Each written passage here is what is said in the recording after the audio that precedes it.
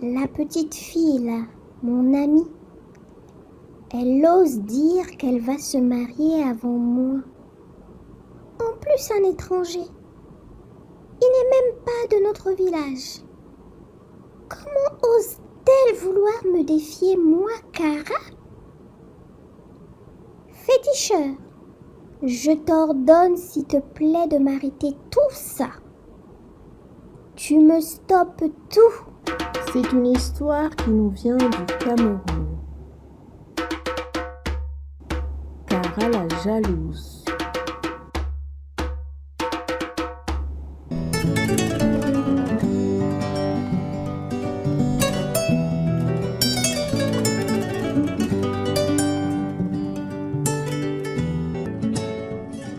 Salut à toutes et à tous, bienvenue sur la chaîne Nounal Keboulan. Avant de commencer, nous vous invitons à vous abonner à notre chaîne et à activer les notifications via la petite cloche en bas à droite sous la vidéo, ce qui vous permettra d'être informé des prochaines histoires publiées. Ceci étant dit, nous vous souhaitons une agréable écoute.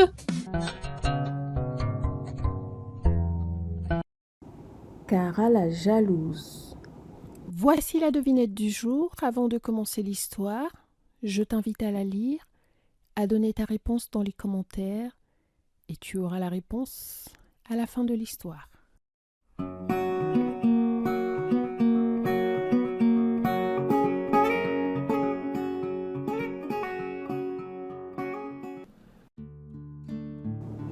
Il était une fois dans un village une jeune fille nommée Cara. Cara, depuis sa tendre enfance, avait l'habitude d'envier les choses des autres. Elle avait nourri dans son cœur une jalousie qui la poussait à détruire tout ce qu'il y avait de bon chez les autres. Un jour, en marchant dans son village, elle aperçut une de ses amies appelée Ami. Ami était en train de discuter avec un jeune homme étranger que Cara ne connaissait pas. Elle vit le jeune homme remettre à Ami un présent. Après ce jour, elle revit de nouveau le jeune homme auprès de Ami. Tous les jours ou presque, le jeune homme venait dans le village de Cara rencontrer Ami.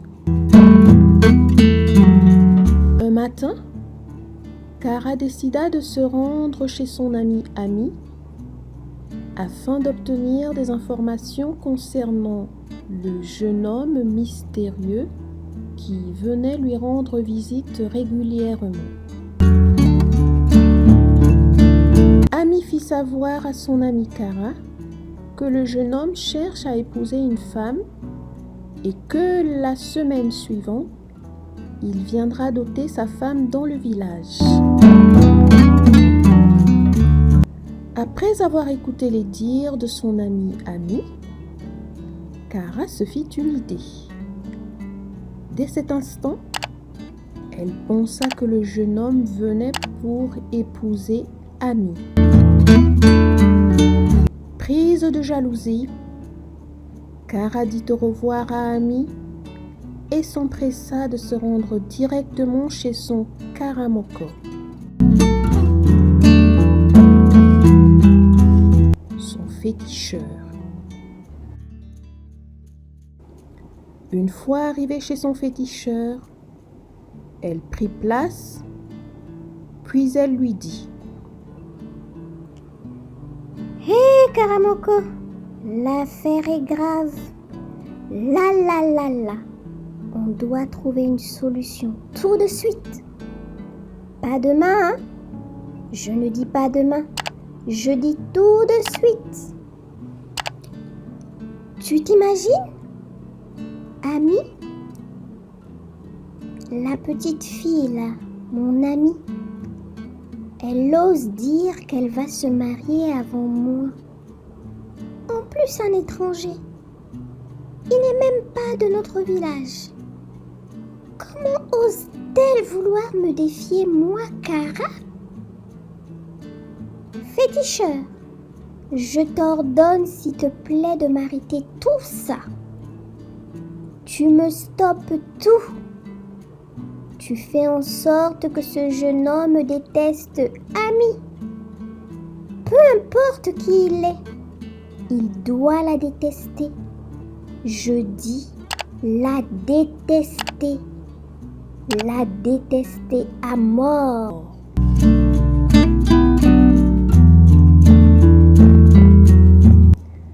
Après que Kara ait fini de dire tout ce qu'elle avait sur le cœur concernant ce mariage, le féticheur lui dit: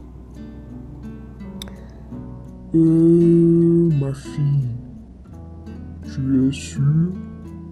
Tu es vraiment sûre? Tu es vraiment sûre de ce que tu me demandes de faire là?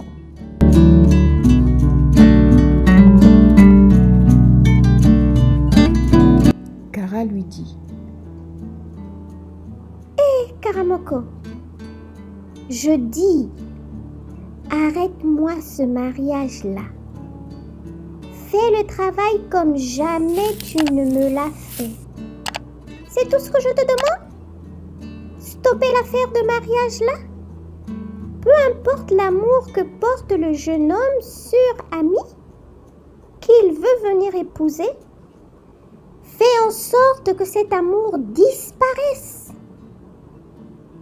Même si ce n'est pas Ami la future mariée, peu importe la fille du village dont il s'agit, éteins-moi cet amour-là. S'il te plaît, Karamoko, fais le travail. C'est la dernière chose d'aussi gros que je puisse te demander. S'il te plaît, fais-le pour moi. Je ne peux pas l'accepter. Le féticheur vit dans le regard de Kara qu'elle était déterminée à obtenir ce qu'elle voulait. Il comprit alors qu'il devait absolument faire ce qu'elle lui demandait. Le féticheur lui demanda de patienter quelques instants et d'apprécier elle-même le résultat plus tard de ses propres yeux du travail qui aura été fait. Un mois passa. Kara décida d'aller de nouveau prendre les nouvelles de son amie Ami. Elle trouva Ami assise devant la porte de sa maison. Elles commencèrent à discuter. Puis Kara vint rapidement sur le sujet qui l'avait amené à visiter son ami, à savoir le jeune homme. Elle posa la question à Ami qui lui répondit: Kara, la dernière fois que tu as vu le jeune homme, il t'avait aperçu avec moi. Et il n'avait pas osé courir après toi, parce qu'au moment où il était arrivé la première fois, tu t'en allais. Il est revenu une seconde fois afin de savoir qui tu étais. Donc il voulait toutes les informations te concernant. Tellement il t'avait trouvée belle et radieuse, tellement jolie. Je lui avais donc donné toutes les informations te concernant et je l'avais encouragé à venir demander ta main auprès de tes parents.